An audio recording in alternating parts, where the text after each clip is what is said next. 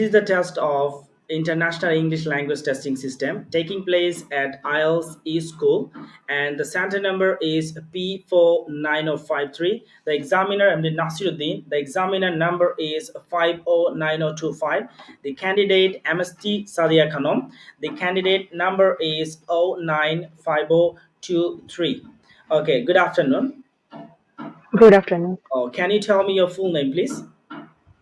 My full name is Sadia Khanom, and you may call me Sadia. Okay, so in the first part of the IELTS speaking test, I would like to ask you some general questions. Do you work or a student?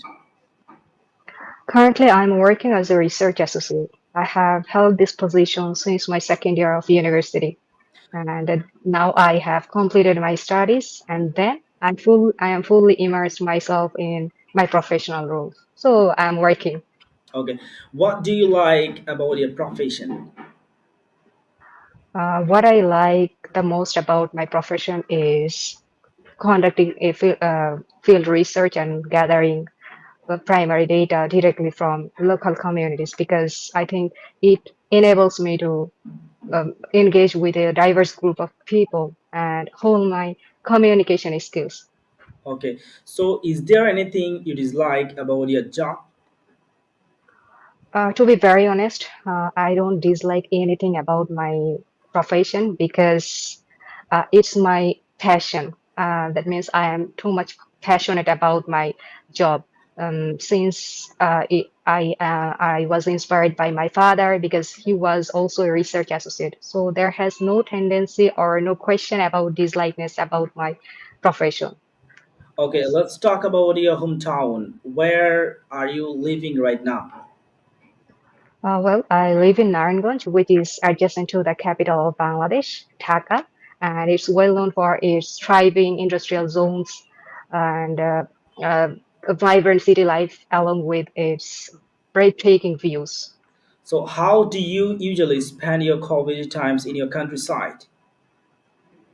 Well, since my schedule is quite demanding, I don't have much time, like much free time for spending. Whenever I get some free time, I try to spend it with my friends and family, like whether it's chatting online or arranging a meal anytime. So this is how I try to spend my pastime with them. So, can you remember when you studied in primary school? I mean, can you remember something while studying in kindergarten or primary school?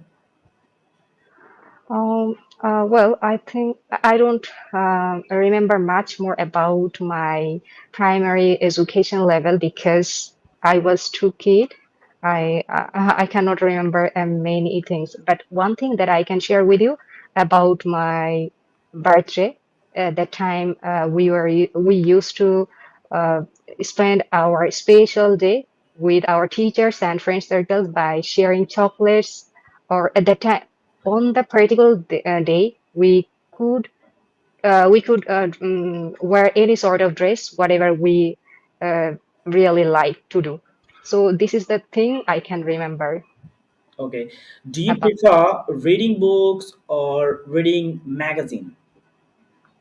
Well, to be very honest, I prefer reading books over magazine because as a researcher, I frequently go through various research articles, reports, or uh, any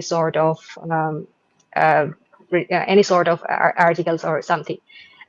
First of all, it was my task, but over time, it has become my habit rather than task.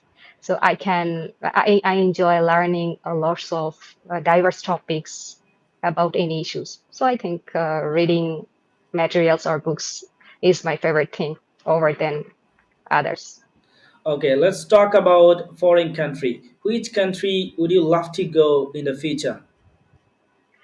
Well, I love to go to the USA because it has diverse opportunities like employment ratio. We can explore lots of places like it has 50 states, right? So whenever I want to visit, I want to go to that specific place, I can visit anytime. among the USA. So this is the place you can say it's my desire and dream country where I would love to go in the future. Okay, so have you ever been to another country except in Bangladesh?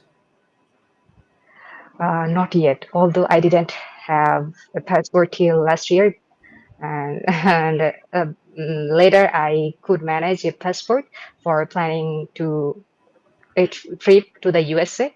But I think I am on the process of planning to my first trip to the USA. That's why I'm preparing myself for the IELTS test, and I'm working on those. And also, I'm arranging my travel arrangements. So this is the process I'm going through now.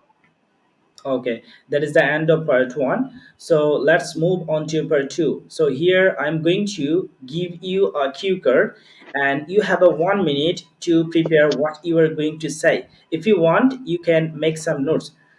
So your note making time is over, and the topic is already demonstrated on the screen. Well, today I'm gonna talk about a time when I helped my childhood friend was Saiba. A couple of years ago, I ran into her by chance on a road in Dhaka city. When it was really a surprising matter because I hadn't seen her in years because we both of us had lost our contact. As I saw her, we are discussing about different topics. Once she started to share her sufferings because she shared that she was going through a toxic and abusive marriage that was very much pathetic to me. Since I had studied public administration, I had a quite clear concept about legal aid assistance. She was less confident and she had no idea where to seek legal aid support or how to proceed about these issues. So I immediately contacted a lawyer and discussed about her issues and arranged a free and fair legal assistance for her. Though the incident wasn't a piece of cake for me, I had to burn the midnight oil for collecting all documents for a free trial. When I was able to uh, manage everything, she expressed her gratitude to me. And that time I felt like I was over the moon. So this is the incident. I always remember this incident. I think it's one of my best memorable incidents in my entire life. Okay, I really time is over now. So we have been talking about a time when you helped someone. So now let's move on to part three. In part three, I am going to ask you some questions related to part two. The first question is: do you think nowadays people are less willing to help others as compared to past? personally I think so because modern society is more fast-paced and individualistic. People nowadays love to spend time more on themselves rather than others. They always love to improve themselves, like they always think about their self-development.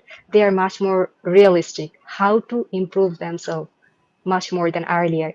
But in the past, in contrast, we could see the people who live in the traditional era always love to share and love to support each other because they thought that helping others was a great virtue and human behavior.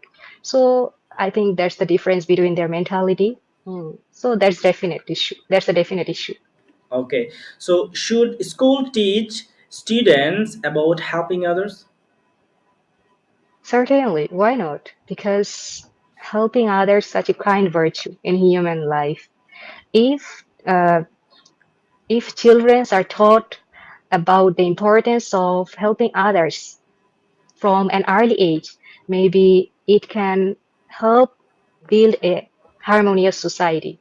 So when they are taught about these issues, I think it will provide or it will bring a positive benefit in our society. For example, in many schools, they provide or they arrange very sort of community service activities like sharing their foods with others. Like in a classroom, there are lots of students who came from different background, who come from different background, like rich or poor, like this. If a person or if a child knows he or she should help the poor kid, that's I think that's a moment, or that's a incident he can understand. Oh, I should help my poor this Okay. friend.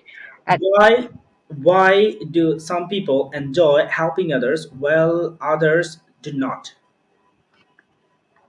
Um, to be very honest, I think it largely depends on personal values and upbringing. Because there are two types of environment. Like a person who grows up in nourishing environment, maybe he are totally fulfilled with such an environment where kindness and generosity are always strongly emphasized, which are maybe absent which may be absent in such an environment who are quite competitively highly competitive, like in corporate jobs. So, for example, the people who live in rural areas have a strong connection with their communities that is totally absent in corporate jobs, where they always think about their self development, or they always think about their career growth or advancement. So I think it's their mentality issues and their total surroundings. How do they develop, or how do they are growing day by day? Okay. So how can communities encourage more people to help each other? Well, I think communities can encourage people by doing some activities. First of all, they can arrange community service programs such as food drives or charity events where people can willingly participate or engage in these activities to know about these issues, how to help others, or what is the process of helping others, and what will be the ultimate benefit. So this is not only the about humanities, but also responsibilities. When people engage with these activities, uh, I think they can learn about responsibility. It's not only social responsibility, but also mental responsibility. Oh, I should help that person for this reason, or I should help this person without any reasons. It's my moral values or duty. And another things I can say, um, communities can um, communities can arrange very meetings or any sort of lessons, so that children can from children to older people can learn about this environment, or they can used to about this environment, how should it really work. Okay. So do you think technology has made it easier or harder to help each others? Personally, I think it has both, like pros and cons. Sometimes it has made our life much more easier, and sometimes it has made our life worse. And like, if I am saying about a hard situation, like in 2024, flood situation in Bangladesh, where people could manage lots of assistance from other peoples to support the particular vulnerable group. It's only possible. It was only possible by using social media. Like they posted their condition or that situation, and they could arrange their fund easily. On the other hand, it can also has also a negative impact on our life. Like we are much more concrete, or we are much more individualistic or realistic. Like our parents, sometimes there are a lot of families in our country who live in village, but their children or offsprings are living in urban society. So I think whenever they want to meet their parents, they just arrange a Google Meet, or they just use social media like Facebook Messenger, whatever, or WhatsApp to meet their parents. So as a result, what is happening? they can or they have lost their physical attachment. I think it's we are losing day by day. It's our physical attachment. So it has both sides. I think so. Okay, that is the end of your speaking test.